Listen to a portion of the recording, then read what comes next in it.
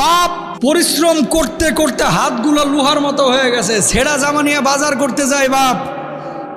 একটা জিনিসের দাম জিজ্ঞেস করে, এখানে এক দাম, আরেক জায়গায় আরেক দাম, আরেক জায়গায় আরেক দাম।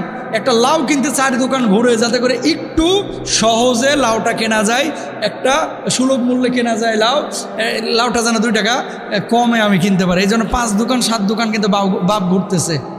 আর এই বদমাইশ এসে ফেসবুকে স্ট্যাটাস দিতেছে নেতার সাথে ছবি তুলা, আমার প্রিয় অভিভাবক। কথা বলেন না কেন?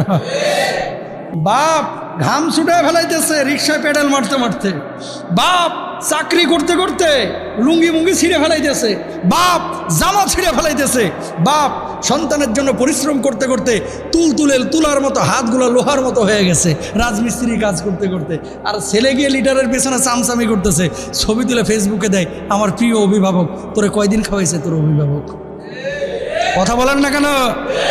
প্রিয় ভাইরা আমার, অবশ্যই যারা সত্য লিডার তাদেরকে আপনি মানবেন, লিডারের কাছে যাবেন যার কাছে দিন শেখা যায়, যার কাছে মানুষের মানবতা শেখা যায়, যার কাছে গেলে মনুষ্যত্ববোধ শেখা যায়, যার কাছে গেলে দেশ প্রেম শেখা যায়, যার কাছে গেলে মানুষের প্রতি ভালোবাসা মায়া শেখা যায়।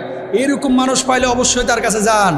আর যে লোকটা সুদখোর, যে লোকটা মদখোর, যে লোকটা মেয়ে নিয়ে ফুর্তি করে, যে লোকটা আজে বাজে কাজকাম করে, যে লোকটা জুমার মসজিদেও আসে না, যে লোকটা 5 ওয়াক্ত নামাজও পড়ে না, যে লোকটা আরেকজনের হকের ব্যাপারে সোচ্চার না, যে লোকটা আরেকজনের আইল ঠেলে জমি দখল করেছে, সে তোমার অভিভাবক হতে পারে না, সে তোমার লিডার হতে পারে না।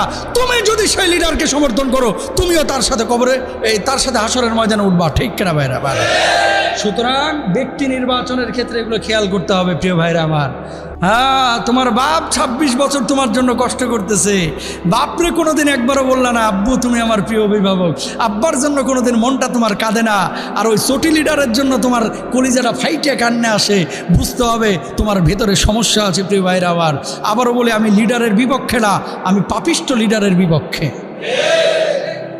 সৎ লিডারের সঙ্গে থাকবেন যারা আল্লাহকে পছন্দ করে, নবীকে পছন্দ করে, নামাজকে পছন্দ করে, কোরআনকে পছন্দ করে। ইনশাআল্লাহ জোরে বলেন। এই কথাগুলো যে বলতেছে আপনাদের কষ্ট দেওয়ার জন্য না ভাই। কেন? জামানাটা চলতেছে এখন চাপাবাজির উপরে। কথা বুঝতে পারতেছেন? যার চোয়ালের জোর যত বেশি, চাপার জোর যত বেশি, ও তত বেশি সম্মানিত। এখন এলাকায় যেগুলো জ্ঞানী গুণী, যে সমস্ত মানুষগুলো নীরবে চলে, কারণ মানুষ যত জ্ঞানী হয় তার কথাবার্তা তত কমে যায়, মানুষ যত জ্ঞানী হয় তত নত হয়, কথাবার্তা সীমিত হয়ে যায়। মানুষ যত জ্ঞানী হয় মানুষগুলো বিনয়ী হয়। বিনয় যখন আপনি দেখাচ্ছেন, আপনার আশপাশের মানুষগুলো এখন কি হচ্ছে জানেন? লোকটা বুঝে না, সহজ সরল, অথর্ব, এরকম আছে না নাই? জোরে বলেন। অত্যন্ত সহজ সরল লোক, এরা পাত্তা দিতে চায় না, এরা বেল দিতে চায় না, এরা ধাক্কা মেরে চলে যায়, এরা মনে করেন টাচও করতে চায় না, এরা সালাম কালামও দিতে চায় না। খুব সহজ সরল, বুঝে না কিছু। আর যেটা চাপার জোর আছে, এটার বাপরে বাপ কিচ্ছু করে না, কিন্তু খালি 2 চোয়ালের মাছ দিয়ে জিব্বা যে আল্লাহ দিয়েছে, এটা দিয়ে খালি চাপাবাজি করে।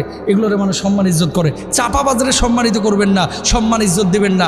আল্লাহওয়ালা যেটা মানুষের জন্য কাজ করে, দেশের জন্য, দিনের জন্য, এরা সম্মান দেবেন। ইনশাআল্লাহ বলেন।